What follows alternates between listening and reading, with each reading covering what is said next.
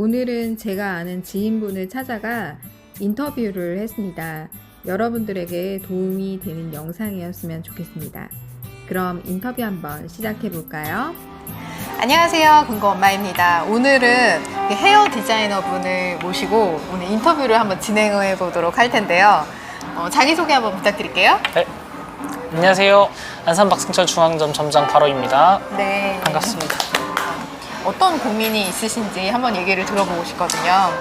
일단 고민은 두 가지 있고요. 네. 그 한 가지는 일단 신혼부부들이 어떻게 하면 돈을 모을 수 있는지. 지금 제가 이제 미용한 지 한 10년이 정도 됐는데 향후 3년에 네. 5년 안에 매장을 차릴 건데 네. 그 목돈을 만드는 게 목적이거든요. 수익은 낮더라도 네, 네. 제가 당장 지금 언제 좋은 기회가 올지 모르잖아요. 그렇죠. 네. 네. 기회가 왔을 때 딱 준비하려면 언제든지 네. 그 돈을 현금이 왔다 마련을 갔다 해놔야 되니까. 할 수 있는 게 돼야 저는 그래서 뭐 네.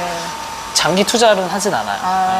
이렇게 왔다 그러면은 주거래은행이 있을 거 아니에요? 그쵸. 그 주거래은행에서 지금 신용대출이나 마이너스 통장 같은 거 네. 만들어 놓은 거 있어요? 아니 없어요. 신용대출이나 마이너스 통장은 상담 없고요. 받아본 적 있어요? 아니 없어요. 없죠? 네. 저는 제가 봤을 때는 마이너스 통장을 상담을 받아서 하나 만들어 놓으면 좋을 것 같다는 생각이 들어요. 왜냐면 마이너스 통장 같은 경우는 지금 내가 당장 쓰지 않아도 일단은 만들어 놓을 수가 있거든요. 만들어 놓으면 내가 어떤 기회가 왔을 때 내가 모아놓은 돈하고 마이너스 통장에서 끌어서 쓸 수가 있으니까 바로 계약금을 지불을 할 수도 있는 거고 하니까 이 사업하시는 분들 같은 경우는 최대한 내가 주거래은행에서 거래를 할 때 이제 마이너스 통장을 만들어 놓는 게 일단은 우선이다.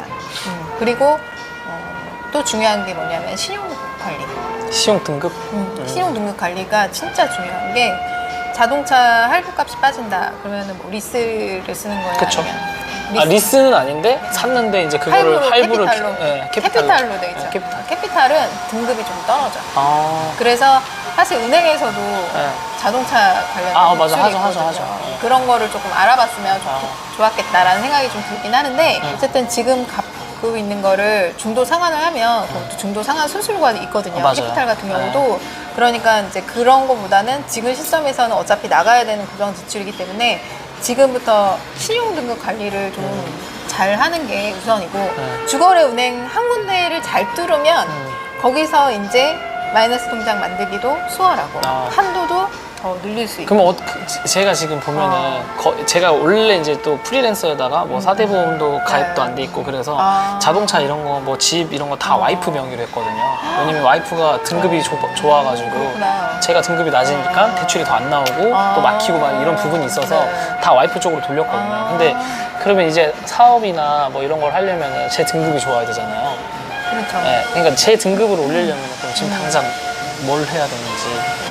일단은 적은 금액이라도 주거래은행 한 군데를 뚫어서 적금, 그 다음에 입출금 통장 이런 거를 만들어서 꾸준히 한 군데를 꾸준히 거래하고 신용카드, 체크카드 이런 것도 쓰면서 꾸준히 그러니까 연체되지 않는 걸로 해서 계속 거래를 늘려나가는 게 좋은 거예요.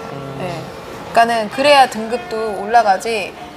생판 신용카드도 안 만들고 와이프 앞으로만 해놓으면 본인 앞으로 아무런 거래가 없기 때문에 이 사람이 등급이 좋은지 안 좋은지 판단할 수가 없어요. 그러니까 그런 판단할 거리를 만들어주는 게 중요하거든요. 은행에서도 마찬가지고 은행에서도 거래를 여러 가지를 치면 이 사람이 일을 잘 하고 있구나, 뭔가 벌이가 있구나 라고 생각을 해서 등급이 어느 정도는 만들어진다는 거예요. 전혀 거래를 안 하고 와이프 앞으로만 물면 결국에는 와이프는 좋겠지만 본인은 이제 안 좋을 수도 있다. 쪽박 찰 수도 있어요. 그러니까 이제 땀만 먹으면. 분산을 해놓는 게 중요하다. 그래서 어쨌든 부부라고 하면 등급이 아무래도 좋은 쪽으로 모는 게 유리하긴 해요. 그렇죠. 수수료면이나 뭐 이런 게 좀 그럼요. 편하더라고요. 네. 그러니까는 이제 끈을 놓지 않고 둘이 잘만 살면 전혀 상관없다. 다음 집은 제 명의로. 그래서 공동명의로 안 돼 있고 그러면. 네, 공동명의는 안 돼 있어요. 그냥 대단한데? 믿음. 원래 그게 좋은 거고. 네. 생활비 중에서 이런 거 진짜 많이 빠져나간다 이런 거 있잖아요.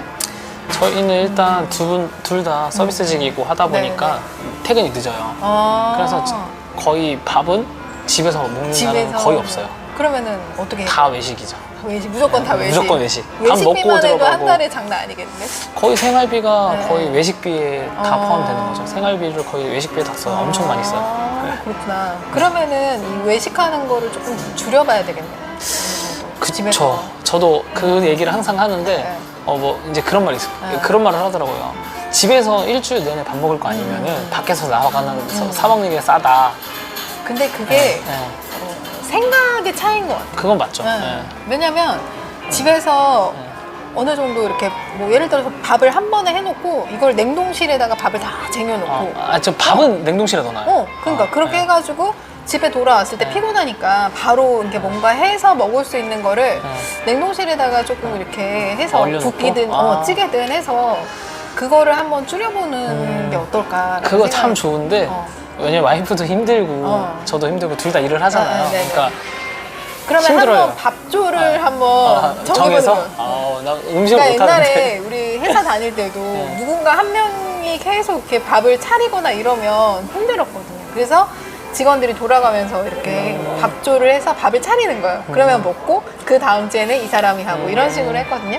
그것도 나쁘진 않은데, 그래. 제가 할 수 있는 요리가 없는데. 요리? 네. 그럼 반찬 가게에서 반찬을 하나 사서 반찬 예전에 초반에 그렇게 먹었어요. 장아찌류 같은 거 있잖아요. 초반에 돈이 없을 때 잘 상하지 않는 그런 맞아. 음식들, 초반에 반찬들. 돈이 없을 때는 항상 반찬 가게를 이용했어요. 그 반찬 가게 해서 네네. 한 2, 3일 먹고 그거 근데 괜찮았던 지금 것 여름이니까 좀 장아찌류 같은 거를 해서 이렇게 간단하게 먹을 수 있는. 그러니까 무조건 외식을 하지 마라 이게 아니라 외식을 2번 할 거를 한 번으로 줄이는 거죠. 그거를 한번 시도를 해보고 밥조를 한번 정해보는 게 낫잖아. 밥줘? 내가 밥 타임일 때는 무조건 외식인데. 더 그러면 열심히 안 일을 되고. 해가지고 그리고 뭐 이제 이렇게 정해보는 거죠. 일주일에 우리 한 번만 외식을 뭐 해보자. 그건 괜찮겠다. 그렇게 서로 약속을 하는 거죠. 일주일에 한 번만 외식을 하는 게 아니라 일주일에 한 번은 집에서 먹자. 이거는 괜찮아요. 그것도 왜냐면 괜찮네. 우리는 올 외식이니까. 그러니까. 그럼 그 외식한 거가 세이브가 되면 그 돈으로 주식을 한 주 산다던가. 지금 와이프가 한 주식을 시작한 지 한 2주 됐거든요. 그럼 그거 되겠다. 그러니까 외식을 한 번씩 아낄 때마다 그 금액만큼 주식을 한 주 사는 거예요. 그럼 와이프 집에서 밥 할 것 같은데. 네네. 그래 약간 그 돈을 주겠다, 이러면. 그런 돈이 쌓이고 하면은 또 재미도 있고 큰 돈은 아니지만 그렇죠. 어느 그건 노후 자금이죠. 그러니까 네. 습관이 잡히는 게 중요하니까 소비 습관이 중요하거든요. 일단은 돈을 모으려면 내가 지금 현재 할 수 있는 소비 습관부터 고치는 게 가장 중요해요. 괜찮네요. 나머지 돈은 제가 모으고 노후 그 자금이 네네. 저희는 따로 모을 그게 없어서 그러면은 예를 들어서 네. 별도의 내가 적금이나 이런 네. 것들이 있잖아요. 네. 그러면은 그거를 카드가 빠져나가고 뭐 할부가 빠져나가고 공과금 자동이체 빠져나간 다음에 마지막에 남는 돈으로 저축을 하시나요? 그렇죠. 저는 왜냐면 나가는 돈을 어느 정도는 알기 때문에 네네네. 그 나가는 통장이 따로 있잖아요. 네. 그걸 미리 이체하고 남는 돈으로 이제 그쵸. 네. 그럼 그걸 바꿔보는 게 어떨까요? 어떤 거요? 먼저 적금을 하고 네. 펀드나 적금을 가입을 하고 네. 나머지 돈으로 공과금 그 다음에 카드값 근데 거의 동시에 나간다고 보면 돼요. 동시에 나가는데 약간의 순서를 어. 바꾸는 거죠. 예를 들어서 네. 자동이체가 빠져나가는 날짜가 네. 카드값이 15일이다 뭐 이러면 5일날 적금이 빠져나가게 하는 거예요. 먼저. 그리고 나서 선저축 후 지출이죠. 그러니까 네네. 그러면 차이점이 뭐죠? 뭐냐면 네. 남는 거 가지고 하는 거랑 네. 먼저 넣은 금액하고 하는 거랑은 목표 금액이 달라요. 음. 예를 들어서 내가 600만 원이라는 돈을 모으고 싶은데 이번 달에는 뭔가 좀 지출이 많아서 만약에 많이 못 모으고 있다. 네. 그러면은 그냥 조금 남는 금액으로 모으지 하면은 그게 계획이 어그러질 수가 있거든요. 근데 처음에 빠져나가는 금액을 적금이나 펀드를 자동이체를 걸어놔요. 예를 들어서 나는 무조건 50만 원을 넣고 나머지 모자란 금액으로 카드 사용값이라던가 이런 걸 내가 내겠어 라고 하면 그만큼의 이번 달에 내가 50만 원에 나가야 되니까 이번 달에 카드값 조금 덜 써야 되겠네? 약간의 그런 계획이 쓴다는 거죠. 그래서 그 순서를 바꿔보는 게 어떨까라는 생각이 순서. 그것도 빠져나가는 뭐 괜찮죠. 순서. 그래서 선저축, 후지출로 해보는 게 좋겠다라는 생각이 들어요. 그것도 괜찮은데 제가 이제 고정 수입이 아까 전에도 말씀드렸는데 이게 수입이 고정이 아니다 보니까 네네네네. 네, 왜냐면은 이렇게 지금 힘든 달에는 월급 차이가 반토막 날 때도 있거든요. 그렇죠. 네, 네. 그럴 때는 적금을 아예 못 넣어요. 네, 그래서 제가 이제 항상 그 금액을 보고 넣긴 하는데 좀 힘든 부분이 있는 것 같아요. 그러면 예를 들어서 고정적으로 나가는 적금이 이달에 만약에 정말 못 넣겠다라고 네. 하면 이게 미뤄질 거 아니에요? 아, 그쵸. 그 다음 달에 미뤄지더라도 그 만기가 지나도 적금 불입은 가능해요. 그러니까 이번 달에 못 넣는다. 네. 그러면 그 다음 달에 그거를 넣으면- 채워 넣는 아. 그렇게 하는 방법이 있고 네. 또 두 번째로 적금을 만들 때 자유적금을 하나 더 만드세요.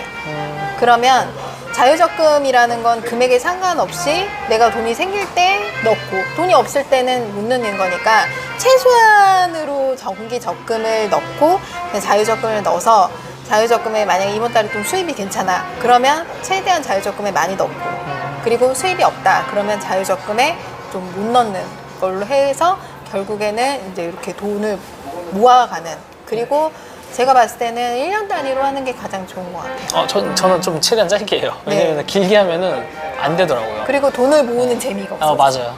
어느 정도 목돈을 모았다. 맞아요. 그렇게 해서 이제 목돈을 계속 불려나가는 거예요. 지금 같은 경우는 사실 어떤 거에 돈을 가지고 투자하는 것보다 무자본으로 투자할 수 있는 것들을 찾아야 되잖아요. 그러니까 지금 하시는 그런 업종에 맞춰서 무자본으로 내가 이 직업과 관련된 관련성 있는 것들을 하기 위해서 조금 더 이렇게 투자를 자기 투자, 자기만의 본인 투자? 본인 투자를 좋죠. 하시는 것도 참 좋으실 것 같다. 이런 기회가 있을 때 오히려 남는 시간을 그런데 더 활용하시는 것도 괜찮을 것 같다. 이런 생각이 맞습니다.